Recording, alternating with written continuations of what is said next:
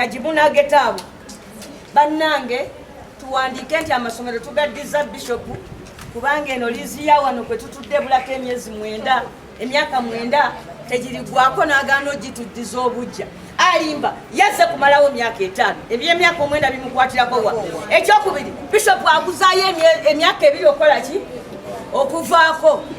Obulabizi bw'emikono obukangudde ku ddoboozi ne bwanukula omubaka wa paalamenti owa munisipaali Mukono Betty Nambooze bakireke ku bigambo bye yavaayo n'ayogera nga bityoboola omulabizi w'emikono Bp Ssebaggala mu bigambo byafulumidde mu katambi ku mikutu gya gwe TV egy'enjawulo okuli YouTube ne Facebook. Twenyamira nnyo ng'ekkanisa era n'obulabirizi bwonna tuli bennyamivu nnyo n'okulumwa mu mitima gyaffe okulaba nga mwannyinaffe mu Uganda waffe gwe tukola naye obuweereza alinnyirira mukadde waffe omulabirizi okwenkanaawo ng'akatambi k'amawulire bwe kaafuluma.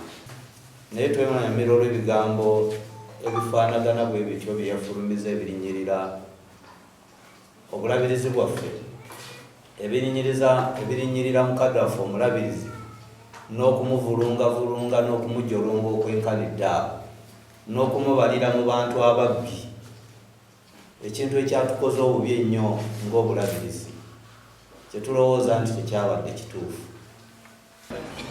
Naye ne batuula ne bawandiika ffe aba Mukono munisipalite tulabye nga amasomero ga bishopu getaaga okukulaakulanya ng'ate ffe tulina ssente tugaddiza ekkanisa egakulaakulanye.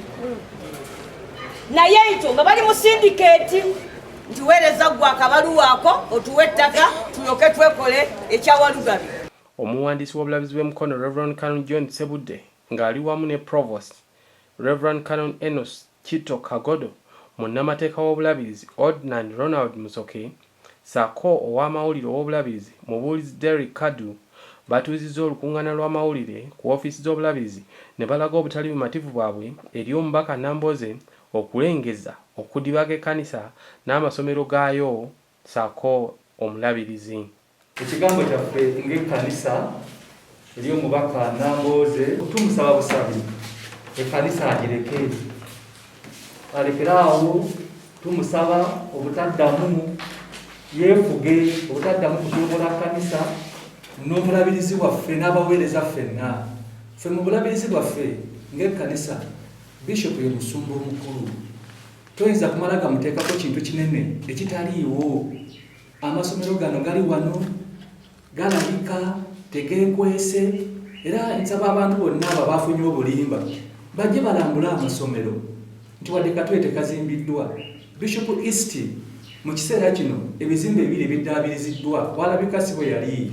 Kati bw'oyitayo olwaleero olaba development gye baayogera tebazimbangawo wadde akatoyireti, naye eryemmanga bagabana biki, bagenda bagabana poloti. Ekkanisa yavaayo okutereeza okulaba nti ebyenjigiriza mu masomero ga Bishops West, Bishops Central ne Bishops East bitambula bulungi. Kyali tekikola makulu kubeera n'amasomero 3 mu kifo kimu nga gonna gakola ekintu kyekimu, kwe kuvaayo ne balowooza okuba nti tutereeza era ekyakolebwa. Nambooze bwe yabadde ayogera eri abavubuka abeesimbyewo ku bifo eby'enjawulo ku kaadi eya NOP yalumbye omulabirizi Ssebaggala nga bwe yeekobaana ne meeya wa munisipaali y'Emukono Fred Kagimu ne baggalawo essomero lya gavumenti erya bonna basomero erya Bishop Central Primary School olwo n'erya Bishop West ne lifuulibwa ery'ekisulo kyokka. Nambooze agamba nti bino byaliwo emyezi mitono nga Kagimu kyajja atuule mu woofiisi n'akola olukujjukujju n'omulabirizi okakkanangazizaayo eri obulabirizi amasomero gano agaali gayambibwako gavumenti ng'abaana basomera ku nkola emanyiddwa nga bonna basome. Omuntu okuwaayo amasomero ga Bishop ffenna ge twasomamu gwe Kagimu n'okwata amasomero agatandika 1910 1910 amasomero agalina emyaka 10 gwe n'ositula n'owaayo.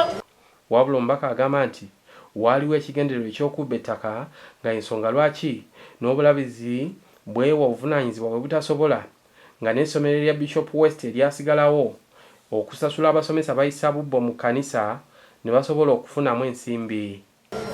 era mbalayirira Bishop West terijja kubaawo kubanga kati kyaki kyebadde ekola mukimanyi gavumenti yali atusasulira abasomesa abo omusaala nebaga nti kati amasomero tugajeyo mu gavumenti gaffe tujja besasulira kati buli mwezi weguggwako nga bagenda mu kyaki bannanga akabbo kayite buli omu asuule mu kyasobodde tusasule abasomesa kyebagenderera buli muntu yeetamu bw'anaamala okwetama amasomero tugaviireko ddala bannange tegagenda mu maaso nga balindiggula nga batwala ettaka eyo mission yali akutwala ki kale kati Kagimu yali waayo nga meeya kakati ayagala namuntu abeere wano kafulumu by'ettaka nga bwe mukitegedde ngunga ye yali mu paalamenti balyoke bakirindiggule kuki ebyo n'ebisingawo z'ensonga lwaki Canon Ssebudde akulembeddemu banne okuvumirira enneeyisa ya Nambooze.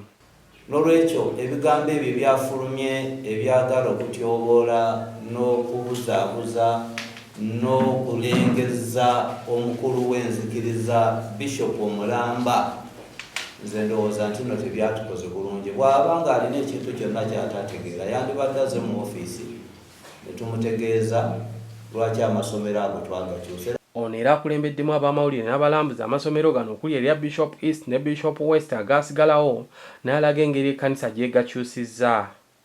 Twali tutuka emyaka mingi nga tetufuna wano first grade kati ago ge masomero bino byonna bikoleddwa bukolebwa wadde ka toilet nkadde wadde ka toilet nkadde. Ye Provost Kito asabye omubaka Nambooze okulaga ebintu byakoze mu ofiisi gy'alimu ey'obubaka bwa paalamenti emyaka egisoba mu 10 okusinga okudda ku kkanisa n'omulabirizi okutyoboola mu ngeri enyize ennyo abakristaayo. Alaga abantu byakoze bijja muwa akalulu nti nyambye abakyala b'egindi nzimbye essomero lino nkoze enguudo zino okusinga ebigambo. Alaga abantu byakoze kyemusaba kyokka alaga abantu byakoze nti ze naafu ave ku kuwalampa abantu. Munnamateeka w'obulabirizi Ordinary Musoke ategeezezza nti wadde nga babadde bakirabye nga tekyetaagisa okudda mu mubaka Nambooze wabula ebigambo bino bwe byanyiizizza ennyo abakristaayo kwe kusalawo balage obutali bumativu bwabwe. Ekituufu Honorable Nambooze tetwandyetaaze kumuddamu naye ku lw'obulungi bw'abantu abalala abalabye ebifaanana bwe bityo Honorable byayogedde kyekituleese okubiddamu naye nga ye ng'omuntu teyandyetaaze kuddibwamu kuba alayika anoonya watandikira okubaako n'ekyakola naye bulijjo wanyigiriza ennyindo ogireeta okukola ki okuvaamu omusaayi era senga kinaayita we tusuubira we kyandikomye tetujja kulonzalonza era tujja kugenda okulaba nti tunoonya abayinza okutuyambako okulaba nti omubaka ono tumukomako n'okugenda mu maaso okwogera byayogera. Tunaagezaako okunoonya amateeka okulaba nti gatutaasa.